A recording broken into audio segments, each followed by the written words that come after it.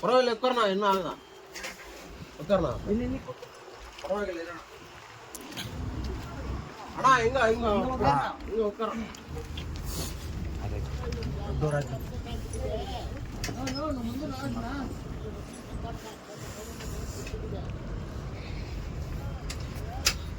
Emergency ನೋಡಿ madam ಹಂಗೆ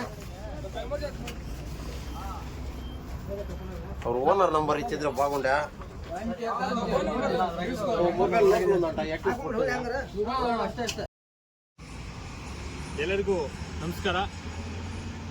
ನಿಜವಾಗ್ಲೂ ಕೂಡ ಮುಳುಬಾಗಿಲು ಹೆದ್ದಾರಿ 75ರಲ್ಲಿ ಏನು ನಮ್ಮ ಹೊಸ ಕೋರ್ಟು ಹಿಂಭಾಗ ಹಾಗೂ ನಸೀಂ ತೀರ್ಥದ ಒಂದು ಹೊಸ ಮಾರ್ಗ ಏನು ರಸ್ತೆ ಕಾಮಗಾರಿ ನಡೀತಿದೆ.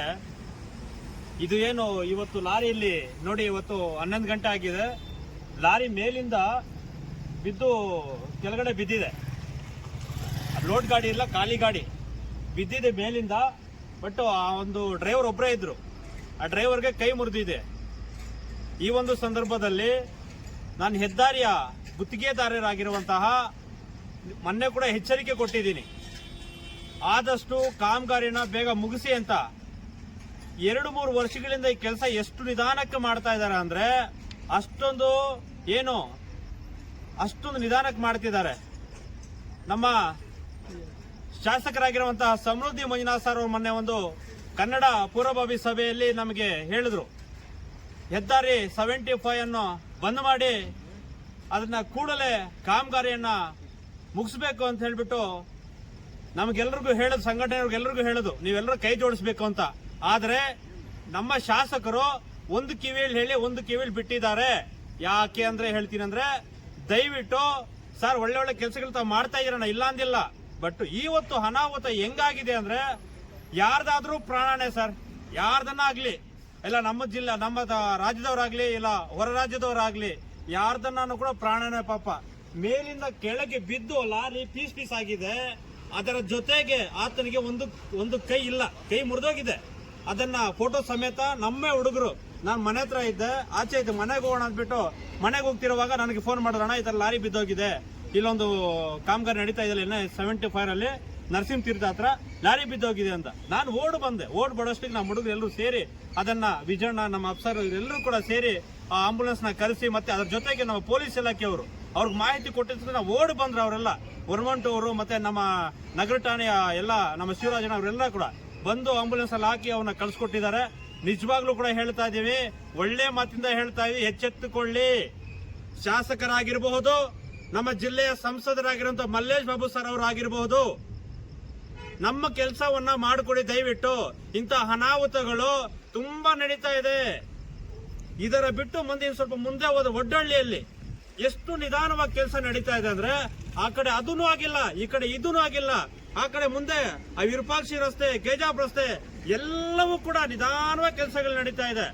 ಆಮೇಲೆ ರೀತಿಯಲ್ಲಿ ಏನು ಕೆಲಸಗಳು ನಡೀತಾ ಇದೆ, ನಾನು ಎಚ್ಚೆತ್ತುಕೊಳ್ಳಿ ದಯವಿಟ್ಟು ಮನವಿ ಮಾಡ್ತಾ ಇದ್ದೀನಿ. ಮುಂದಿನ ದಿನಗಳಲ್ಲಿ ನಮ್ಮ ಶಾಸಕರು ನಮಗೆ ಸಾಥ್ ಕೊಡಬೇಕು. ಈ ಹೆದ್ದಾರಿಯನ್ನ ಬಂದ್ ಮಾಡಿ ಏನು ಕೇಂದ್ರ ಸರ್ಕಾರಕ್ಕೆ ಅವರು ಪ್ರಾಣವನ್ನ ಉಳಿಸಿದ್ದಾರೆ. ಅಕಸ್ಮಾತ್ ನಮ್ಮ ಹುಡುಗರು ಯಾರು ನೋಡಿಲ್ಲ ಅಂದ್ರೆ, ಕತ್ತಲಾಗಿದೆ, ಕೆಳಗೆ ಬಿದ್ದಿದೆ, ಬಟ್ ಯಾರು ನೋಡಿಲ್ಲ ಅಂದ್ರೆ ಆತನ ಪ್ರಾಣನೇ ಹೊರಟೋಗ್ಬಿಡ್ತಿತ್ತು ಇವತ್ತು. ಆದ್ರಿಂದ ಎಚ್ಚೆತ್ಕೋಬೇಕು. ನಮ್ಮ ಶಾಸಕರು ನಮ್ಗೆ ಸಹಕಾರ ಕೊಡಬೇಕು. ನಮ್ಮ ಜಿಲ್ಲೆಯ ಸಂಸದರು ಮಲ್ಲೇಶ್ ಬಾಬು ಸರ್ ಸಹಕಾರ ಕೊಡಬೇಕು ಅಂತ ಹೇಳ್ತಾ, ಇವತ್ತು ಪೀಸ್ ಲಾರಿ ಆಗಿದೆ, ಪ್ರಾಣಾಪಾಯ ಇಲ್ಲದೆ ಒಂದು ಕೈ ಮಾತ್ರ ಮುರಿದಿದೆ ಪಾಪ. ಆ ಒಂದು ಎಚ್ಚೆತ್ತುಕೊಂಡು ಸಹಕಾರ ಕೊಡಬೇಕು ಅಂತ ಸಂದರ್ಭದಲ್ಲಿ ಹೇಳ್ತಾ, ನಾನು ಮತ್ತೊಮ್ಮೆ ಪದೇ ಹೇಳ್ತಾ ಇದ್ದೀನಿ ಗುತ್ತಿಗೆದಾರರಿಗೆ, ನಿಮಗೇನಾದ್ರೂ ಮಾನ ಮರೆ ಇದ್ದಿದ್ರೆ ಈ ಕೆಲಸ ಯಾವಾಗ ಮಾಡ್ಕೊಡ್ತಾ ಇದ್ರು. ಆ ಗೋಡೆಗೆ ಪ್ಲಾಸ್ಟಿಂಗ್ ಮಾಡಿ, ಮನೆಗೆ ಪ್ಲಾಸ್ಟಿಂಗ್ ಮಾಡಲ್ವ ನಾವು, ಆ ರೀತಿ ಗೋಡೆಗಳಿಗೆ ಪ್ಲಾಸ್ಟಿಂಗ್ ಮಾಡಿದ್ದಾರೆ. ಮಾನ ಮಾಡಿದ್ದಾರೆ ನಿಮ್ಗೆ, ಏನ್ ತಿಳ್ಕೊಂಡಿದ್ದಾರೆ ನೀವು? ಮತ್ತೆ ಗುತ್ತಿಗೆದಾರರು ನೀವು, ಹೆದ್ದಾರಿಯ ಗುತ್ತಿಗೆದಾರರು. ಇಂಥ ಕೆಲಸಕ್ಕೆ ಎಲ್ಲೆಲ್ಲಿ ಸ್ಟಾಪ್ ಮಾಡಿ ಎಷ್ಟು ಈ ಜನರಿಗೆ ಯಾಕೆ ತೊಂದರೆ ಕೊಡ್ತಾ ಇದ್ದೀರಾ? ಸಾವಿರಾರು ರಸ್ತೆಗಳಲ್ಲಿ ಓಡಾಡುವಂತಹ ವೆಹಿಕಲ್ಸ್ಗಳು, ವಿದ್ಯಾರ್ಥಿಗಳು ಶಾಲಾ ವಾಹನಗಳಲ್ಲಿ ಓಡಾಡ.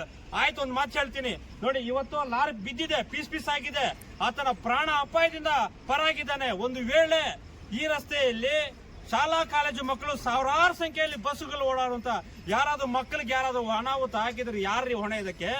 ಗುತ್ತಿಗೆದಾರರೇ ನೀವು ಹಾಕ್ತೀರೇನ್ರಿ?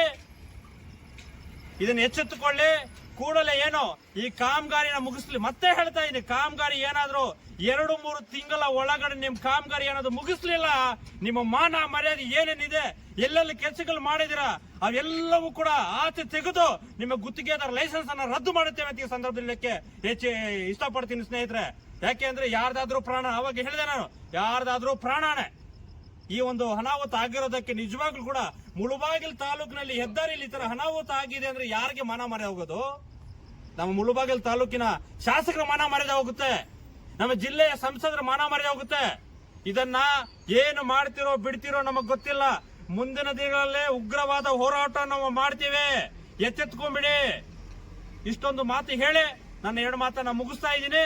ಏನು ಈ ಅನಾಹುತ ಆಗಿದೆ ಅದಕ್ಕೆ ಸರ್ಕಾರನೇ ಹೊಣೆ ಅಂತ ಹೇಳ್ತಾ, ಆ ಗುತ್ತಿಗೆದಾರರೇ ಹೊಣೆ, ಬೇರೆ ಇನ್ಯಾರೂ ಅಲ್ಲ, ಗುತ್ತಿಗೆದಾರರೇ ಹೊಣೆ ಅಂತ ಹೇಳ್ತಾ ಈ ಸಂದರ್ಭದಲ್ಲಿ ನನ್ನ 2 ಮಾತನ್ನು ಮಾತಾಡ್ಲಿಕ್ಕೆ ಅವಕಾಶ ಮಾಡಿಕೊಟ್ಟ ನಮ್ಮ ವಿಜಯಣ್ಣ ಅಫ್ಸರ್, ಕಾರ್ತಿಕ್ ಅಣ್ಣ, ಅನಿಲ್ ಅಣ್ಣ ಎಲ್ಲರಿಗೂ ಧನ್ಯವಾದ ಹೇಳಿ ನನ್ನ 2 ಮಾತನ್ನು ಮುಗಿಸ್ತಾ ಇದ್ದೀನಿ.